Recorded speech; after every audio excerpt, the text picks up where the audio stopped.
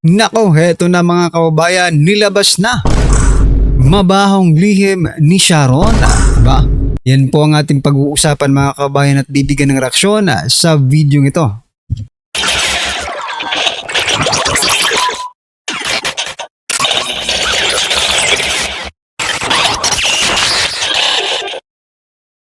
So ito nga mga kababayan, pag-usapan po natin to. No, ito pong bagong pahayag ni megastar Sharon Cuneta.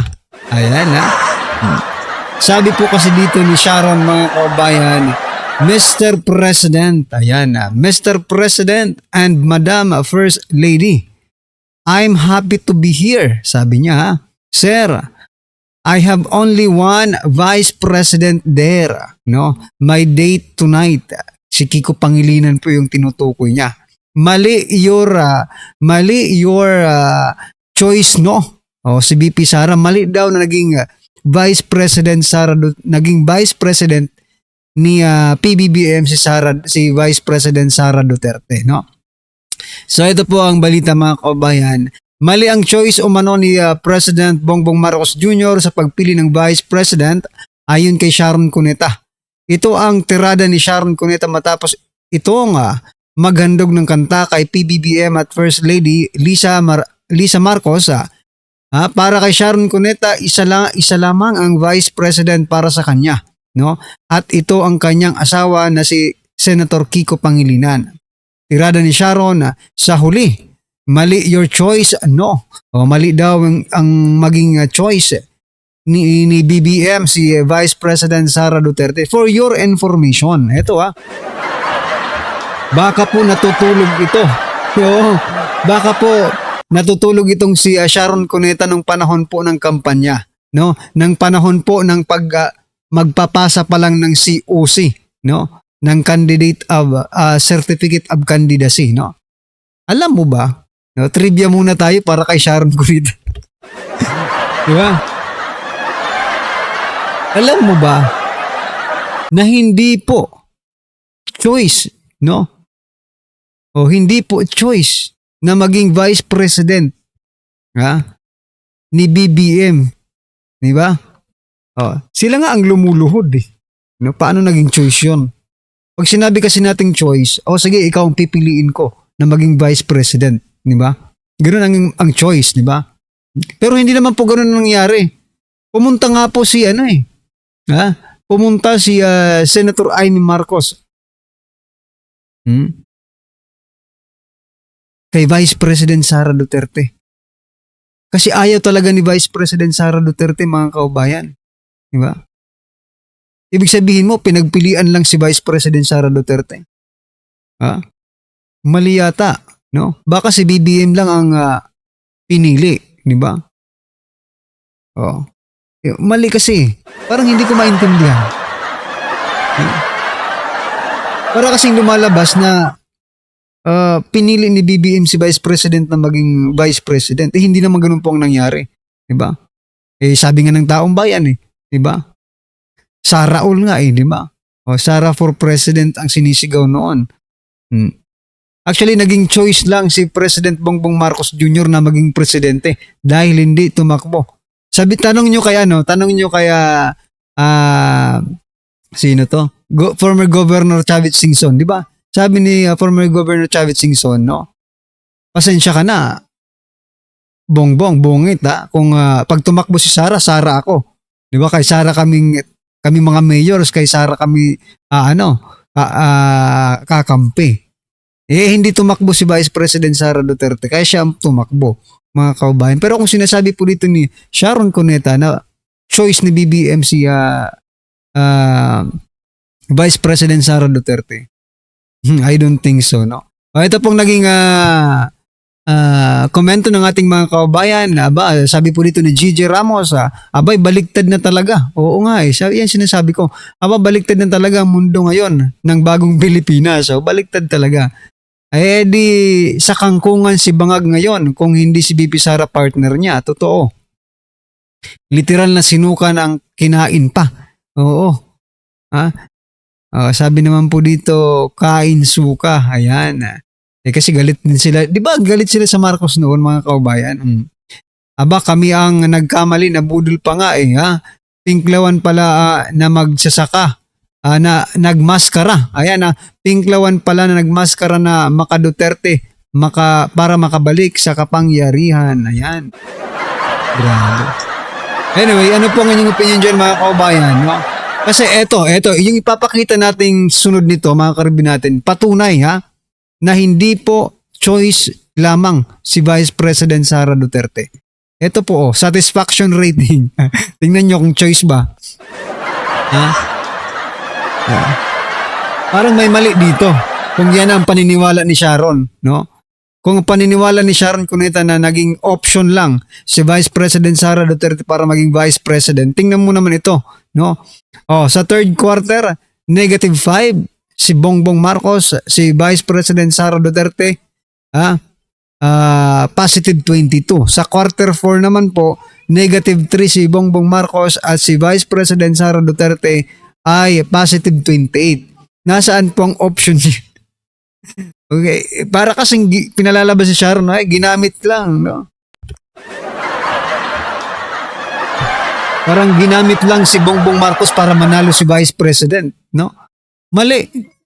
Si Vice President Sara Duterte ang ginamit ni Bongbong Marcos para manalo siya. Yan ang totoo, tanggapin nyo na. Ito, basahin po natin yung ilan po sa mga naging komento ng ating mga kababayan. Ayon po dito kay Ronnie Perez, Sharon, mali ang BP mo, no? Ayan. Everything happens for a reason. It's just a matter of time. Antayin po natin yan. Sabi nga palagi, no? Sabi ng mga ni former President Duterte, no? There is always a time for reckoning, mga kababayan, no? Nahihilo ako sa survey. Nako, talaga. tingnan nyo naman yan. Teka lang. Na yung picture eh. Gusto nyo, ayan tingnan nyo naman yan. Talagang mahihilo ka naman talaga dyan. Di ba? Very high at positive naman siya. Oo. Anyway, ano po ang inyong masasabi dyan mga kababayan? Just comment down below at ito, pasadahan po natin ang video ito. Mula po kay General Macanas mga kababayan. Ang caption po ng video ito, Sharon Cuneta nilabas mabahong lihim pagkatapos sawayin BP Sara. Aba, ano kaya ito mga kababayan? Ito, mula po sa The General's Viewpoint, General Macanas, pasok. Magandang araw mga kaibigan. Bigyan natin ng reaksyon, opinion itong Facebook reel posted by BOBPH. Payag ito ni Sharon Cuneta nung kampanyahan ng May 2022 election. Anti-Marcos ito eh. Na, tingnan nyo yung pagkabalimbing nila. Kagabi, nakaka-high blood. Sabi niya,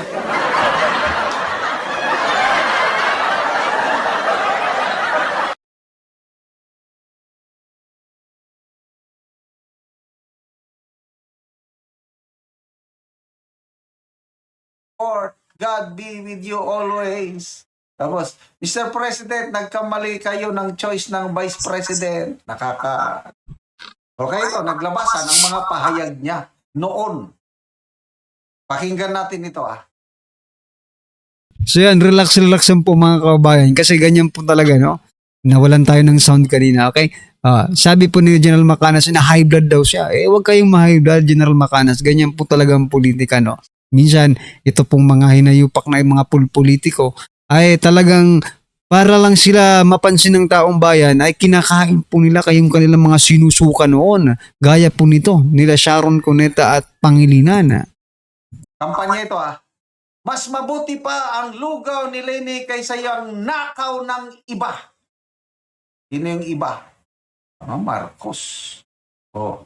I don't know kung maalala pa ni Sharon Cuneta itong pinagsasabi niya. Cuneta, pakinggan mo ito. Kung boto niyo po, sabihin na natin si BBM.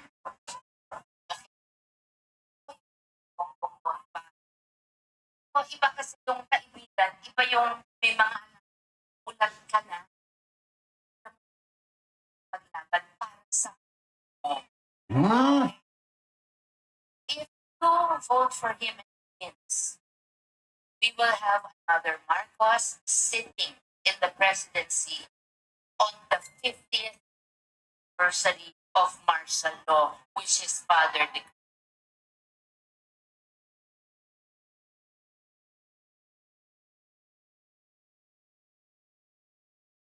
Google ni Ma'am Liz.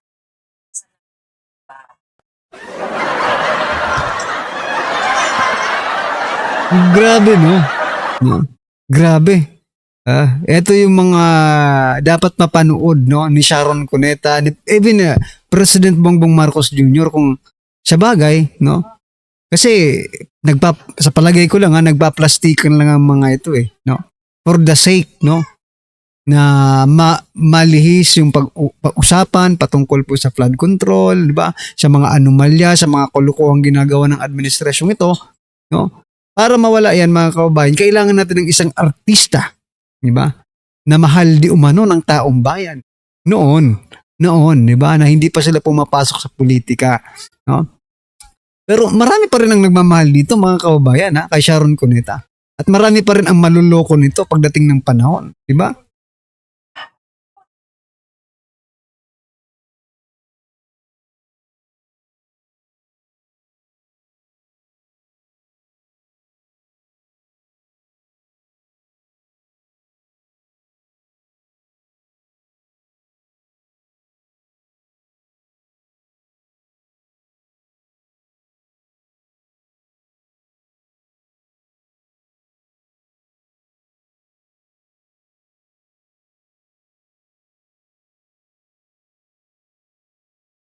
Ulitin natin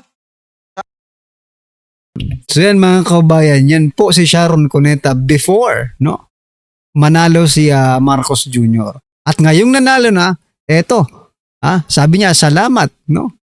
At ay nako. Eto, di ba yung kaninang sinasabi niya? Yan.